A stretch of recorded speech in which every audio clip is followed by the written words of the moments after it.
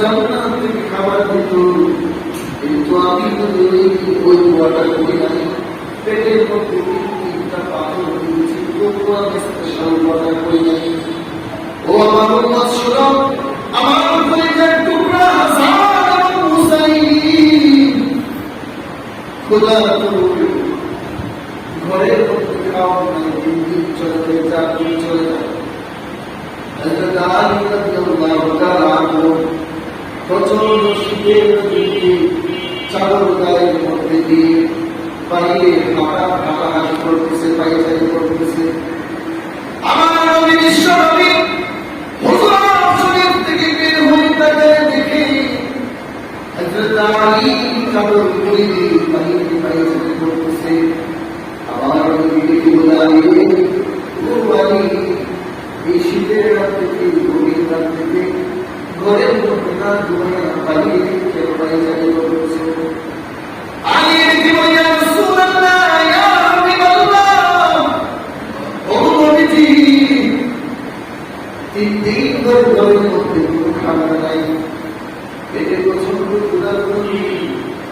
আপনার দুই নাতি হাসান হুসাইনকে সান্ত্বনা দিয়ে বুক ছড়াইছে, কিন্তু নবী পেটে খিদা ঘুমে ধরে না।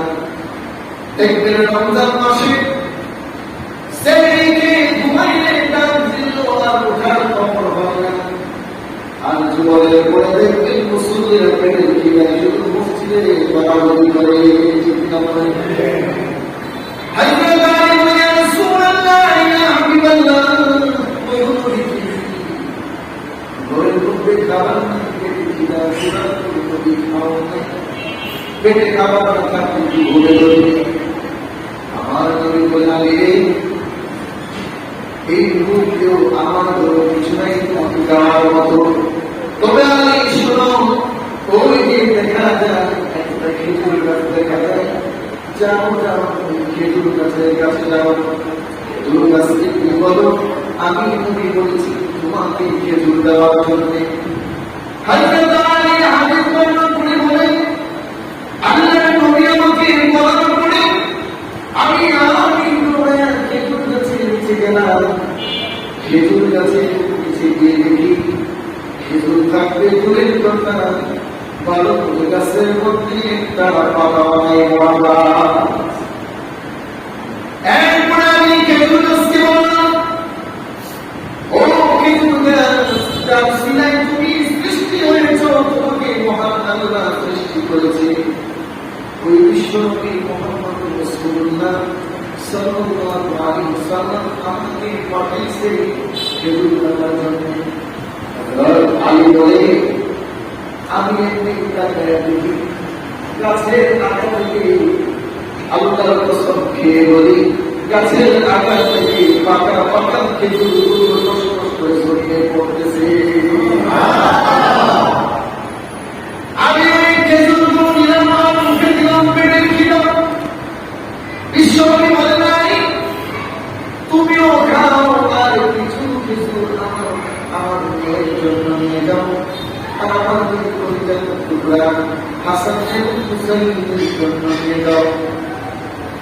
ভাইরা আমার, আমি বলছিলাম, বিশ্বনবী তার উম্মতকে বলে, ও আমার কলিজার টুকরা উম্মতেরা, শুনে তোমাদের জন্য, তোমাদের কাছে ইসলাম পৌঁছানোর জন্য, তোমাদের কাছে দ্বীন পৌঁছানোর জন্য, তোমাদের কাছে কোরআনের বাণী পৌঁছানোর জন্য আমি তার মলম দিয়েছি, আমার শরীর থেকে রক্ত বরং ছড়িয়েছি তোমাদের জন্য।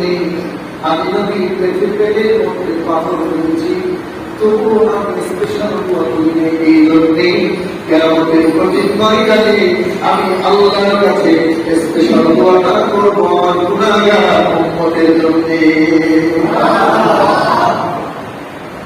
আমার নবী বিশ্ব নবী বলেন, কিয়ামতের দিন আমি নবী তোমাদের জন্য আল্লাহর কাছে সুপারিশ করব। ওই দিন কিয়ামতের দিন আমার আল্লাহ সমস্ত নবীদেরকে ডেকে বলবে, ও আমার পয়গম্বরেরা, আপনারা এক কাজ করেন, জান্নাতে যাওয়া না হয়ে যান। তাদের তো কোনো হিসাব নাই। সমস্ত নবীরা সিরিয়াল ধরে জান্নাতের দিকে যখন রওনা করে, জান্নাতের গেটের কাছে যাওয়ার পরে জান্নাতের গেটের মধ্যে যখন আওয়াজ দিবে, জান্নাতের ভিতর থেকে প্রহরীদের বন্ধুকে বাহির থেকে বলবে, আমি আদম নবী, তার সময় হয়ে আপনি কে আমি নবী। এইভাবে আদম থেকে নিয়ে ঈসা পর্যন্ত নাম বলার পরে জান্নাতের প্রহরীরা বলবে, তার সময় হয় নাই, জান্নাতের গেট এখন খোলা যাবে না। আবু আলাইহিসসালাম বলবে, কেন জান্নাতের গেট কেন খুলবা না? জান্নাতের গেট খোলার অনুমতি নাই একজন না পর্যন্ত। সমস্ত নবীরা নবীর দিকে প্রহরীরা বলবে, জান্নাতের চাবি তো আমাদের কাছে না, জান্নাতের চাবি বিশ্ব নবীর কাছে। বিশ্ব নবী যতক্ষণ পর্যন্ত না আসবে জান্নাতের গেট খোলার কোনো অনুমতি না।